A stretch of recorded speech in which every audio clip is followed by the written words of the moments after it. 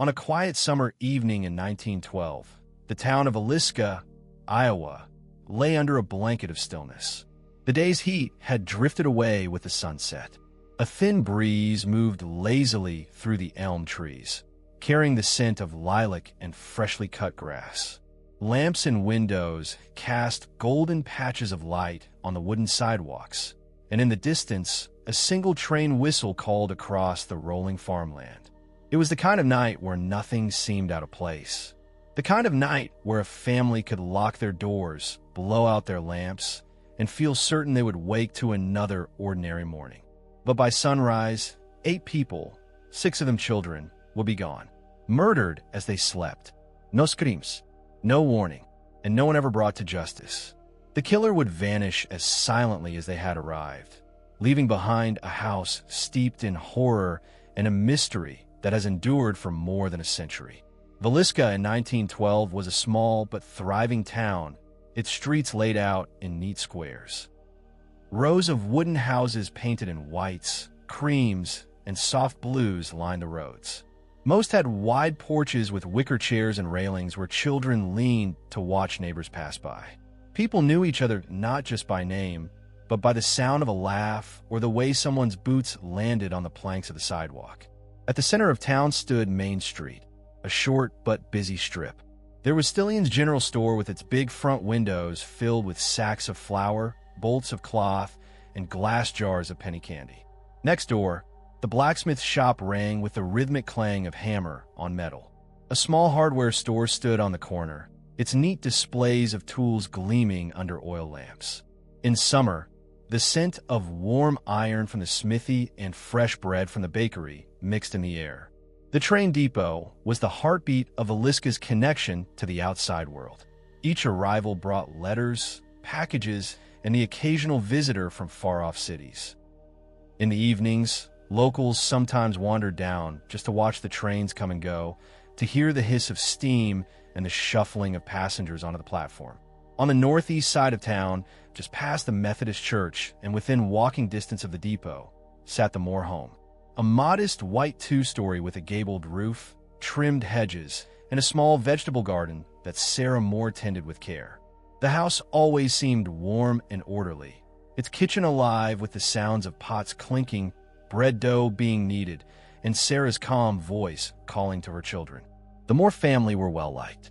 Josiah, or Joe, was a hard-working man in his late 30s with a square jaw and a strong handshake.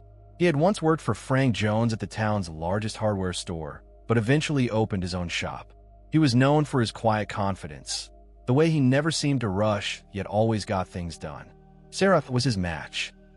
Kind, organized, deeply involved with the Presbyterian Church. Her smile had a way of making people feel welcome, whether they were neighbors or strangers passing through town. Their children, Herman, Catherine, Boyd, and Paul, were the sort you might see running barefoot through the grass in summer, cheeks flushed from play. Herman, the oldest, had a thoughtful streak. Catherine was bright and talkative, always quick to join a game. Boyd and Paul, still young, were bundles of energy, rarely still for more than a moment. The Stillinger family lived just outside town.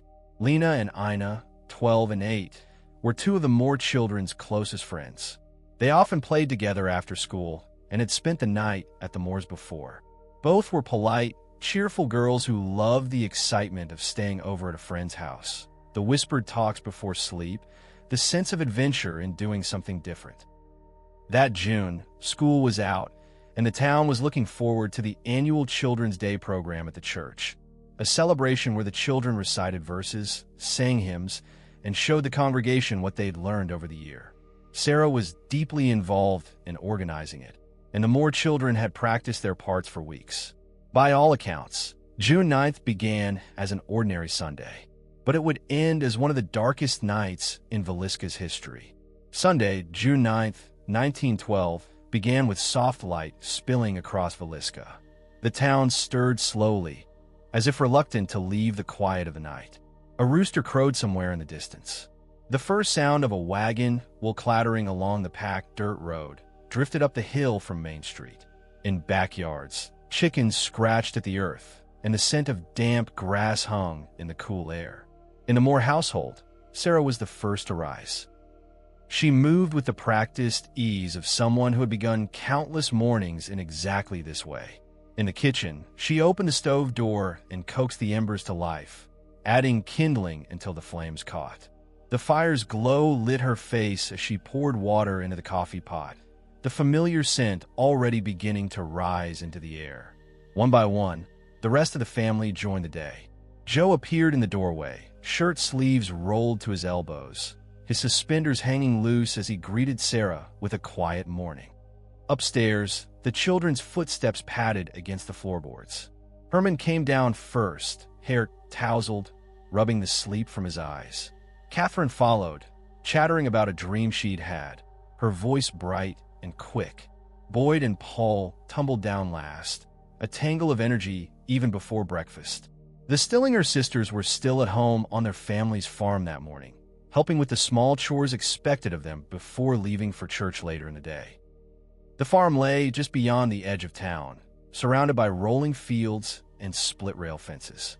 Lena, the older sister, moved with an easy confidence, while Ina still had the lighter, skipping step of an 8-year-old. Both were looking forward to the evening program, and perhaps even more to the rare treat of spending the night with their friends in town. Breakfast at the Moore home was unhurried but purposeful. The table was set with eggs, bacon, fresh bread, and butter. The aroma of coffee mingled with the faint smell of lilac drifting in through the open window. They spoke of the program that evening, Sarah reminding the children to remember their verses, Joe encouraging them to sing out clearly.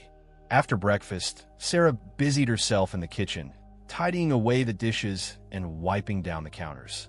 Joe stepped outside to check on a few things in the yard, greeting a passing neighbor with a nod. The children spilled into the street to meet friends, skipping stones along the roadside and chasing each other beneath the elm trees. By mid-afternoon, the church was already a flurry of quiet preparation. Sarah, dressed neatly with her hair pinned, arranged flowers in the front of the sanctuary. The scent of the blooms mingled with the faint polish of the wooden pews. She checked the hymnals, made sure the programs were in place, and spoke in gentle tones to the children gathering at the front. The Stillinger girls arrived in town before evening, their dresses crisp and hair carefully braided. They joined the other children at the church, taking their places for the program. The atmosphere inside was warm and expectant. The low murmur of parents finding seats, the shuffle of books, the occasional creak of a pew as someone settled in. The children's day program began just after 7. The younger children recited short verses, voices high and shy. Older children sang hymns, their clear tones filling the sanctuary. There was polite laughter when someone stumbled over a line, gentle encouragement when a child's voice wavered. Sarah watched from her place, her expression calm but proud. Outside, the last light of day was fading into a deep gold.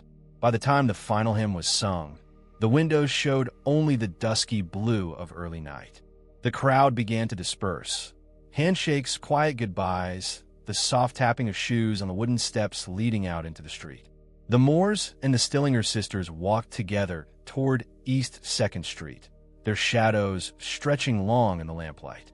A few neighbors later recalled seeing them pass, 7 figures moving easily along the road, their voices carrying just far enough to be heard, but not enough to make out the words. At the Moore home, lamps were lit in the downstairs rooms. Shoes were set neatly by the door. Upstairs, beds were turned down, nightclothes put on. Downstairs, Lena and Ina made up their sleeping space in the guest room, laying their dresses carefully over a chair. Outside, the moon had risen, casting a silver sheen over the rooftops. The air was still, broken only by the soft hum of crickets. The town seemed to settle all at once into the deep quiet of a summer night. No one inside the Moore home could have imagined how short that quiet would last.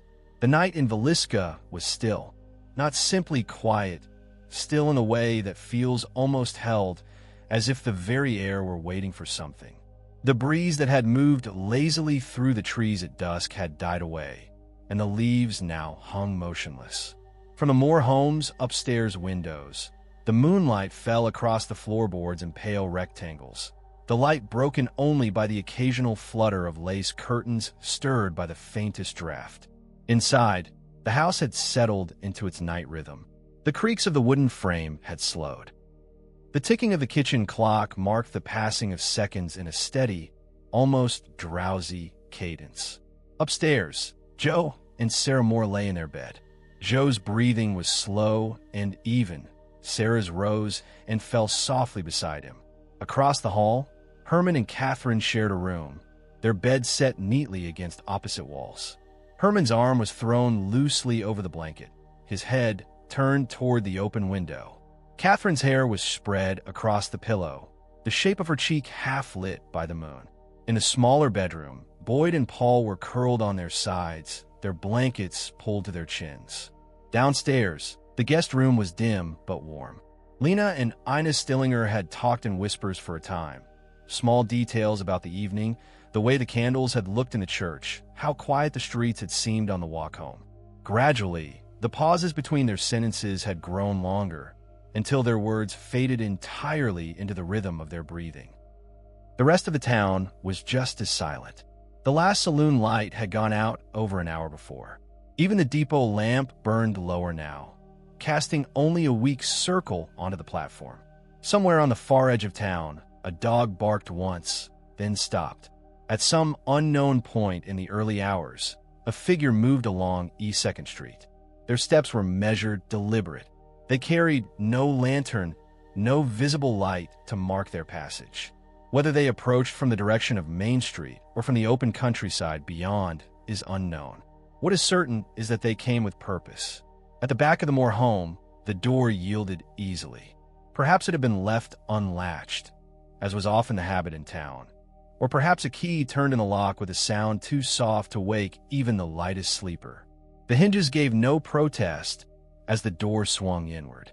The intruder paused in the kitchen. The darkness here was thicker, the only light coming from a faint spill of moon through the window over the sink. The air still held the faint scent of the evening meal. Something fried, perhaps, now cold and lingering only as a shadow of taste on the air. Somewhere deep in the house, the clock ticked on. The figure's hand gripped the axe. Some accounts say it was the Moore's own, taken from the yard earlier in the day. Others believe it was brought from elsewhere.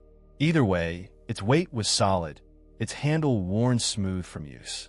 They climbed the stairs with a care that suggests familiarity, each foot placed on the edge of the step, each rise taken without haste.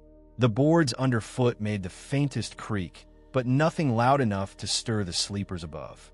The first door at the top of the stairs opened into the Moore's bedroom. Joe lay nearest the doorway, his head turned slightly toward it. His face was relaxed, his jaw slack in sleep. Sarah lay beside him, one hand resting lightly on the blanket, her hair loose over her shoulder. The first blow landed with a sound that was more impact than noise, a heavy, solid thud that seemed to be swallowed by the thick summer air. Joe never woke. The second, third, and fourth came in swift succession, and Sarah barely had time to stir before her world went dark.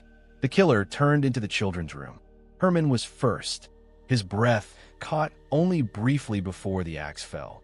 Catherine may have shifted, sensing movement, but she too was silenced before a sound could leave her lips. Boyd and Paul, in the smaller room beyond, never opened their eyes. Downstairs, Lena and Ina may have stirred at the faint noises above. Lena, the older, is believed to have been awake when the killer entered. A small defensive wound later found on her arm suggests she tried to push the weapon away. But there was no escape. Within moments, the guest room was as silent as the rest of the house. And still, the killer did not leave. In the strange, slow minutes that followed, they moved through the rooms. Pieces of clothing were draped over the faces of the victims, as if to hide them from view. Mirrors were covered. In the kitchen, a lamp was lit for a time, then extinguished. A plate of food was set out, but left untouched. In a wash basin, water swirled pink before settling still. By the time the figure left, however they left, the moon had drifted lower in the sky, and the first hint of dawn was only an hour or two away. The Moore house stood in complete silence, holding within it the horror that would shake Villisca to its core before the day was over. Monday morning in Villisca began like so many others. The sun crept over the eastern fields, spilling light across the town in long, slanting beams. Dew clung to the grass, and the air had that early summer coolness that would soon burn away. A few shopkeepers on Main Street were already unlocking their doors, sweeping dust from their steps. The smell of bread from the bakery floated faintly in the air. On East 2nd Street, the Moore house looked as it always did from the outside. Curtains drawn against the morning glare, garden still, front porch empty. But there was a subtle wrongness to it, something you might not notice unless you were a neighbor who knew the family's patterns. Mary Peckham, who lived next door, was one of those neighbors. She was an early riser, often out tending her garden before most had left their beds. As she worked among her flowers that morning, she glanced toward the Moore home and noticed it was unusually quiet. By this hour, Sarah was often seen in the yard, perhaps hanging laundry, and the children's voices sometimes carried out through open windows. But today there was nothing. She kept working for a few minutes, telling herself it was nothing unusual. Perhaps they'd gone to visit relatives, or were sleeping in after the long church program the night before. Still, something in her gut told her to look again. She straightened, brushed soil from her hands, and studied the house more closely. The blinds were all still drawn. No one had stepped out to fetch water from a pump. Even the usual sound of movement inside was absent. It was as if the house itself were holding its breath. Mary approached the front door and knocked. The sound was small against the wood, but in the quiet of the morning, it seemed loud to her ears. She waited. No answer. She knocked again, harder this time. Still nothing. She circled to the back door and tried the handle. Locked. She pressed her ear to the wood, listening, but could hear no voices, no footsteps. A chill ran through her, though the morning sun was already warming her shoulders. She returned to her own house and telephoned Joe's brother, Ross Moore. Ross was a practical man, older than Joe, and not prone to overreacting. But when Mary told him she could get no answer at the Moore house, he said he would come at once. Ross arrived a short while later, his boots crunching on the gravel path.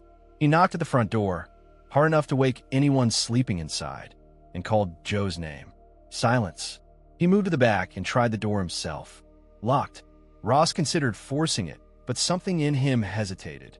Instead, he crossed the yard to the small shed and retrieved a spare key he knew Joe kept hidden there. The metal felt cool in his hand as he returned to the back step. The moment the lock turned, an odd sensation came over him, a heaviness, as though the air inside the house was thicker. The kitchen was dim, the shades drawn tight. The faint smell that met him was unfamiliar, not the usual aroma of breakfast or baking, but something faintly metallic, almost sour. Mary stayed outside as Ross moved into the front parlor. He called again, his voice louder now, but the sound seemed to fall flat against the stillness. His boots thudded on the wooden floorboards as he stepped toward the guest room. The door stood ajar. What he saw inside froze him in place. The bed was occupied. The shapes beneath the covers were too still. A dark stain spread across the pillow nearest the door. A piece of clothing, perhaps a skirt, had been draped over a face. The air in the room felt close, heavy. Ross's breath caught. He backed away, moving quickly toward the front door, his mind working to make sense of what he'd seen, but finding no place to put it. He stepped outside and told Mary in a voice he barely recognized to call the marshal. Marshal Henry Horton arrived within minutes, his horse clopping softly on the dirt road. He tethered it at the gate and strode up the path, his hat pulled low against the rising sun. Horton was a man accustomed to dealing with the occasional town disturbance. A drunken quarrel, a petty theft. But as Ross met him at the door, the look on the older man's face told him this was different. Horton stepped inside.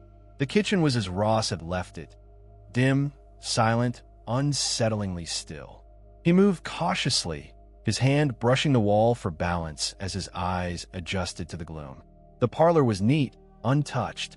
The guest room door hung open just as before. The marshal stepped closer to the bed. What he saw confirmed what Ross had feared. Two young girls lay motionless, their faces obscured, the bedding darkened with blood. Horton's jaw tightened. He turned without a word and climbed the stairs. The first room at the top was the Moore's bedroom. Joe lay nearest the door, Sarah beside him. The blows they had suffered were beyond anything Horton had seen before. He stepped back, steadying himself before moving to the children's rooms. Each was the same: still bodies, covered faces, dark stains spreading into the sheets. By the time Horton returned downstairs, his face was set in a grim mask. He told Ross and Mary to stay outside and keep people back from the house. Then he went to send for the county coroner and the doctor. But word traveled fast in a town like Villisca. By the time Horton returned, neighbors were gathering along the street. They spoke in low voices, glancing toward the Moore house as though afraid of what they might see if they looked too long. The children were ushered away by their parents, though some lingered at the edges, wide-eyed. Inside, the house was now a scene of measured activity. The coroner moving from room to room, the doctor making notes, Horton keeping a quiet but firm order. Yet the air never seemed to change. That heavy stillness clung to every wall, every piece of furniture, as if the house itself knew what had happened and could not shake it free. By mid-morning, the scene around the Moore house had shifted from a handful of concerned neighbors to a growing crowd. Word had spread from East 2nd Street to Main Street, to the far edges of town, carried on hurried footsteps and hushed voices. The sheriff's buggy arrived just before 10, the wheels rattling sharply against the packed dirt. Sheriff Orrin Jackson was a broad-shouldered man in his 40s, with a weathered face and eyes that rarely betrayed surprise. But as he stepped down and saw the cluster of people pressed along the fence line, his expression hardened. He moved quickly toward the porch, nodding at Marshal Horton, who stepped forward to meet him.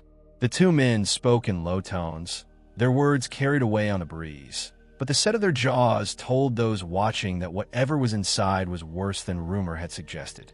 Inside, the house remained dim and unnaturally cool. The blinds were still drawn, and only narrow bands of sunlight cut across the rooms where fabric didn't fully meet the frame. The smell was stronger now, metallic, mingled with the faint scent of oil from the lamps. The sheriff started upstairs.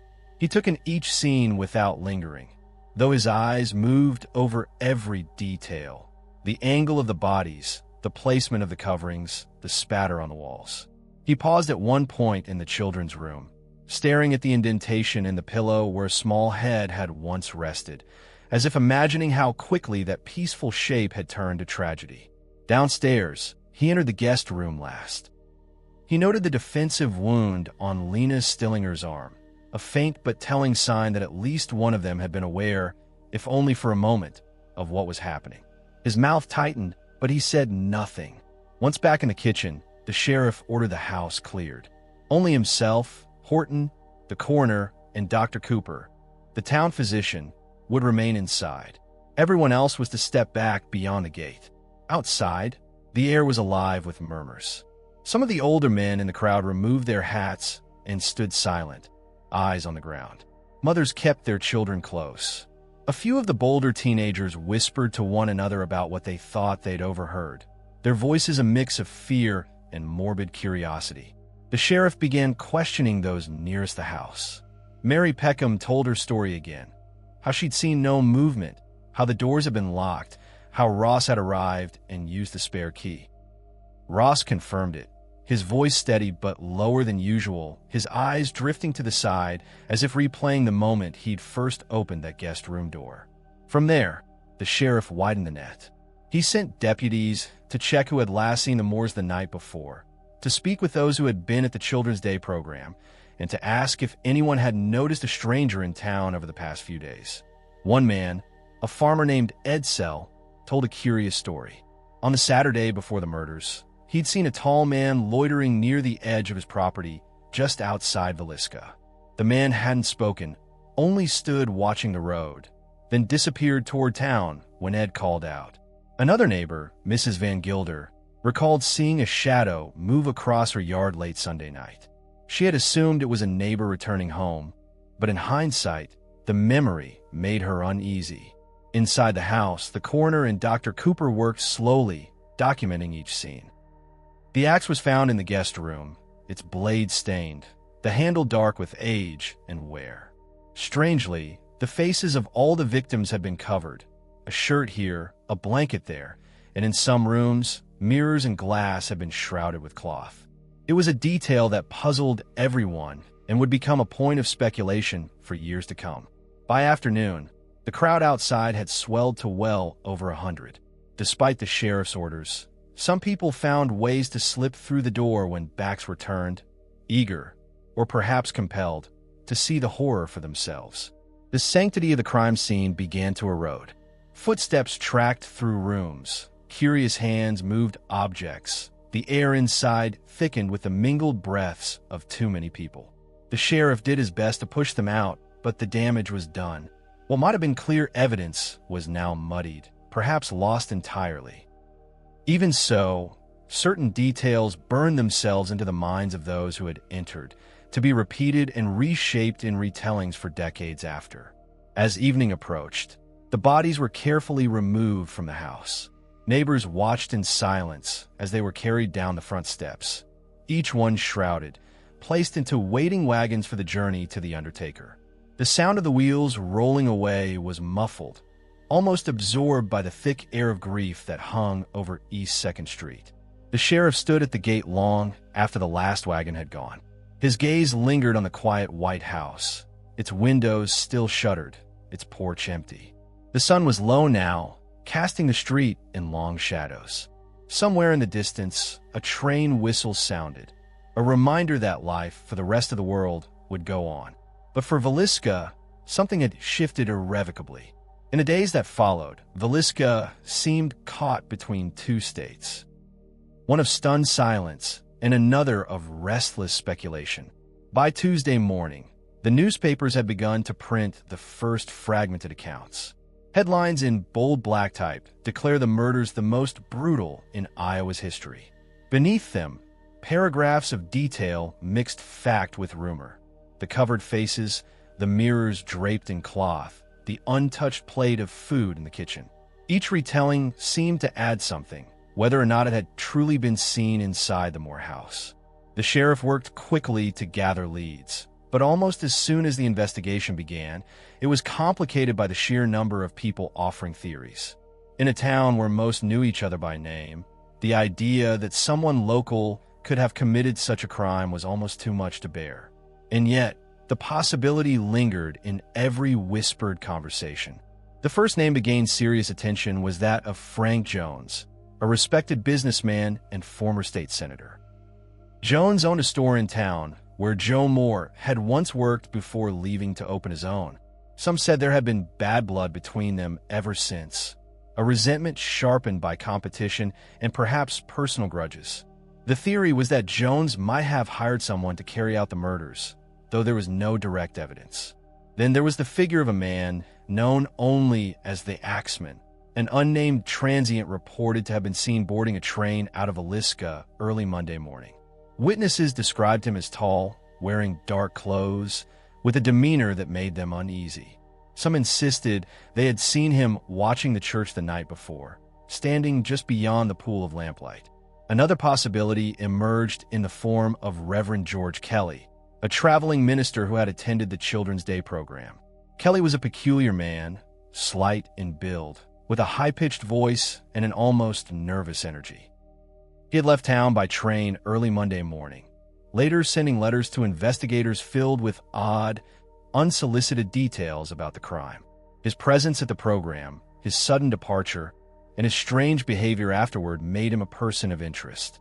But for every lead, there seemed to be an obstacle. Frank Jones had an alibi. The supposed transient was never identified. Reverend Kelly's oddities could be explained away by his personality, and nothing tied him directly to the murders. Meanwhile, the townspeople began to notice other unsettling things. Some spoke of hearing footsteps in their yards at night in the days before the killings. Others recalled seeing an unfamiliar man in the shadows near the depot or the edge of the schoolyard. These memories, vague and tinged with hindsight, blurred together until it became difficult to know what was real. The sheriff, already stretched thin, called in help from outside the county. Pinkerton detectives arrived, their suits and polished shoes marking them as outsiders the moment they stepped off the train. They walked the streets, knocked on doors, asked the same questions over and over.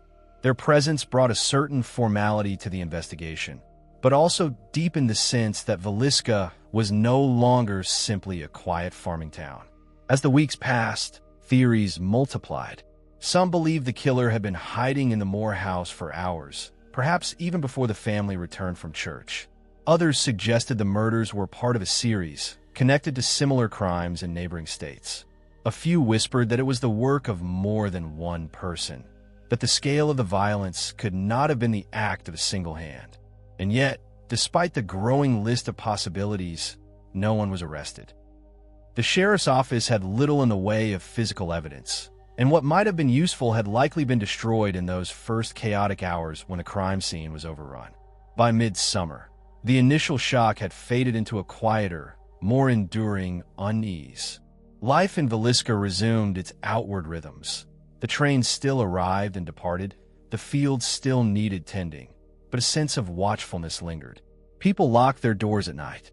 They glanced over their shoulders when walking home after dark. And when the wind moved through the trees in the still hours before dawn, some swore they could hear footsteps that were not their own. In the months that followed the murders, Villisca never fully returned to the town it had been. Outwardly, the daily patterns resumed. Wagons rattled down Main Street. Church bells still marked the hours. Children still darted through the schoolyard. But beneath that surface ran an undercurrent of unease that touched nearly every household.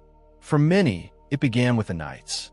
Where once doors had been left unlatched, bolts were now drawn tight. Curtains that had been left open to catch the evening breeze were pulled shut, leaving rooms stuffy in the summer heat. Neighbors who had once visited unannounced after supper now sent word ahead, reluctant to approach a darkened porch unexpectedly. Mary Peckham, the neighbor who had first noticed something was wrong, found herself waking in the small hours without knowing why. She would lie in bed, eyes open to the dark, straining to hear a sound that never quite came. Sometimes, the faintest creak from the porch boards sent her heart racing until she realized it was only the wind shifting the wood. Children spoke of nightmares, dreams of a figure at the foot of the bed, or of a sound like slow footsteps crossing a room. Parents comforted them, but the unease lingered, especially in the Stillinger household, where Lena and Ina's absence left a gap that could never be filled. Their younger siblings sometimes sat in the girls' empty room, touching the quilts or looking through their school books, as if the familiar objects might hold some trace of them. In town, the topic of the murders slipped in and out of conversation like a shadow. At the barber's shop, men spoke of it in low tones between talk of crops and weather. In the general store, women whispered theories while weighing flour or examining bolts of cloth. Everyone seemed to have a detail, something they had heard, something they had noticed that now seemed strange. The investigation continued, though without the urgency of those first weeks. Pinkerton men came and went, their polished shoes leaving faint prints in the dust outside the Moore house. They followed leads as far as neighboring states, chasing down rumors of similar killings. Each time, the town held its breath, only to exhale in frustration when the suspect proved unrelated. Years passed, but the story never truly loosened its grip. Reverend George Kelly was eventually arrested and even tried for the crime, but the case ended in acquittal after 2 juries failed to reach a verdict. For some, Kelly remained the most likely suspect, his peculiar mannerisms, his detailed letters, his shifting stories. For others, the theory felt too neat, too convenient, a way to close the matter without truly solving it. The Moore house stood empty for a time, its white paint weathering, its windows staring blankly toward the street. Children dared one another to run up the porch steps and touch the front door, though few stayed long enough to knock. Adults walked a little quicker when passing by after dark, avoiding the temptation to glance at the windows.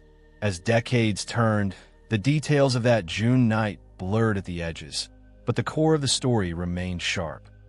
Each generation heard it anew, often from those who had been children themselves in 1912, their voices dropping to a near whisper as they described the stillness, the blinds drawn, the way the air inside the house felt different. In later years, the case became the subject of books, articles, even documentaries. Tourists came to Villisca to see the place for themselves, standing at the gate and staring up at the quiet facade. Some claimed to feel a heaviness, as if the house itself remembered. A few swore they heard faint sounds from within, the creak of a floorboard, the distant ticking of a clock, though the building stood empty. And yet, despite all the retellings, the truth remained as elusive as it had been on that Monday morning when Ross Moore first turned the key in his brother's door. Who entered the house that night, and why, remains a question without an answer. For those who lived through it, the uncertainty was perhaps the worst part. Not knowing whether the killer had been a stranger passing through, or someone they had nodded to on the street, made every shadow longer, every unexpected sound in the night more unsettling. Even now, more than a century later, the name Villisca carries with it an echo, a reminder of a night when the ordinary turned to horror, and when a small Iowa town awoke to find itself changed forever. As the decades moved on, the murders of 1912 never truly left Villisca. They became part of the town's identity, a dark chapter that could not be erased, only folded into the layers of its history. By the middle of the 20th century, the Moore house had passed through several owners. Some lived there for years without public complaint. Others stayed only briefly, moving on with vague explanations about preferring to be elsewhere. It was, after all, just a house, four walls, a roof, a yard. And yet the weight of its past seemed to settle in the corners like dust that could never quite be swept away. Visitors in those years described the house as oddly still, even in summer when the breeze off the field should have carried through the open windows. The wood creaked more than it should have. Certain rooms felt cooler than others without reason. People who stayed overnight sometimes spoke of dreams that left them unsettled, of being watched, of hearing faint footsteps in the hallway, of a feeling that someone was standing just beyond the doorway. By the late 1990s, interest in the case had grown again. True crime authors and amateur historians arrived in Villisca, drawn by the enduring mystery. Old newspaper clippings were carefully unfolded in the library archives. Family descendants were interviewed, their recollections tinged with the emotion of stories passed down through generations. It was during this time that the Moore house began to draw another kind of visitor. Those searching not only for historical truth, but for signs of something that could not be explained by evidence alone. Paranormal investigators, with their cameras, digital recorders, and thermal sensors, set up in the darkened rooms, waiting for the quiet to speak. Some claimed it did.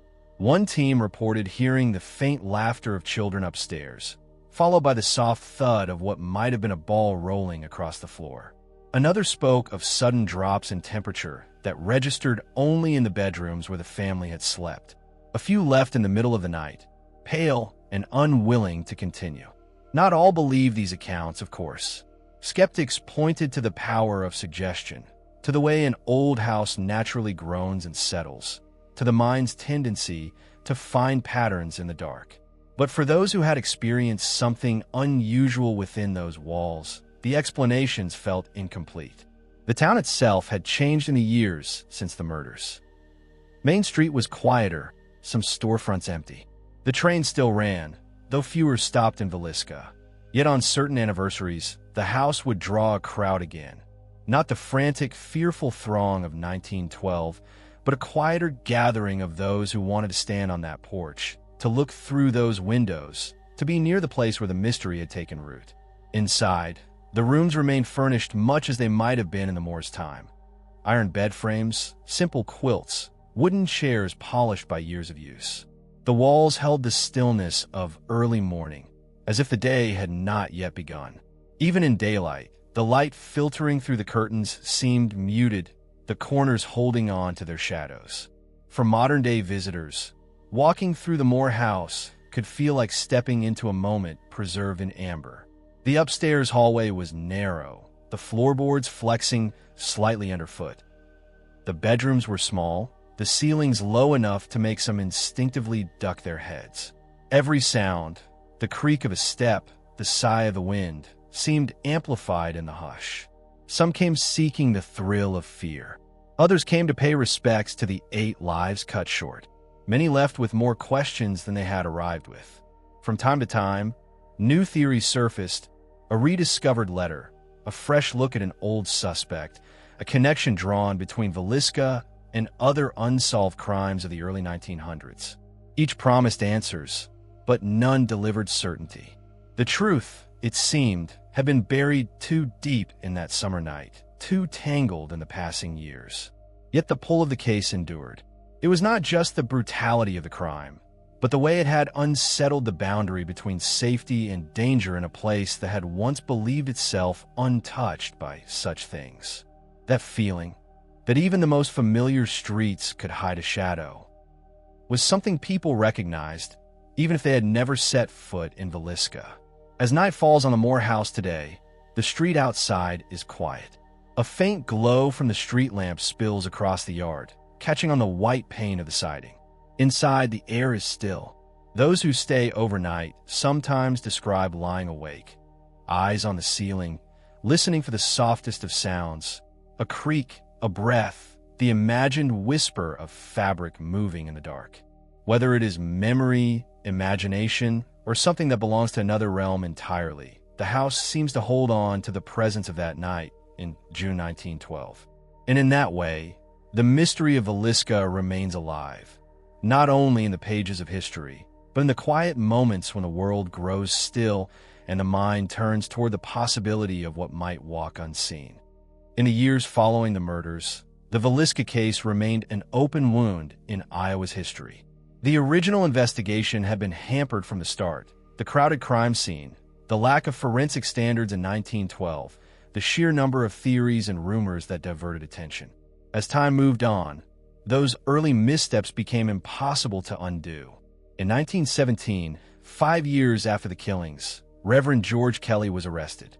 Kelly, a traveling preacher from England, had been in Villisca the night of the murders, attending the Children's Day service at the Presbyterian Church. He had left town early the next morning on a train to Macedonia, Iowa.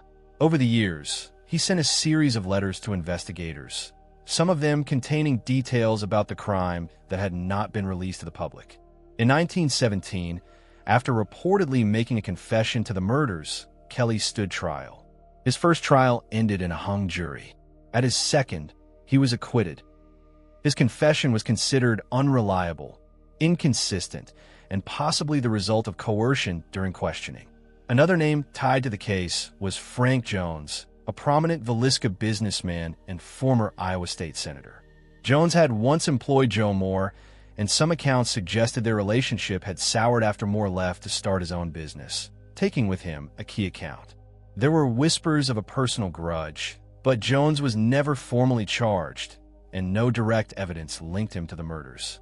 The possibility of a connection to a series of similar axe murders in the Midwest was also explored.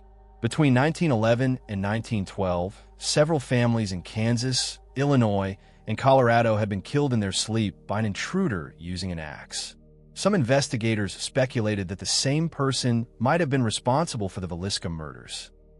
One suspect in those cases, a man named William Mansfield, was even arrested and charged in connection with Villisca in 1916, but the charges were later dropped due to insufficient evidence. In the decades after, the case would occasionally resurface in newspapers, especially on anniversaries of the crime. In the 1950s and 60s, interest was largely local, kept alive by residents who had lived through the shock of 1912. But in the late 20th century, the story began to draw attention from a broader audience. True crime authors included it in compilations of famous unsolved cases, and journalists revisited the events with the benefit and the limitations of hindsight. The Moore house itself passed through various owners, and for a time, it was used as a rental property. In the 1990s, it was purchased by Darwin and Martha Lynn, who restored it to its 1912 condition based on photographs, historical records, and period-appropriate furnishings. The restoration was meticulous. The wallpaper, furniture, and even the oil lamps were chosen to reflect the way the house would have looked on that Sunday night before the murders.